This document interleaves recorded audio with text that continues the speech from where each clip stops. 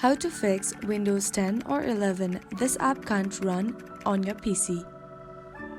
Let's jump right into the steps. First, you want to go ahead and tap on the search bar on the bottom of the screen. Now here you want to go ahead and type system information and tap on the very first option. After some time, the system will refresh. Then here you want to check if system type matches the application type. If not, it will not work.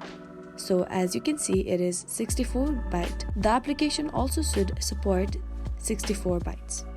Next thing what you can do is you want to go to the search bar again and search for developer settings.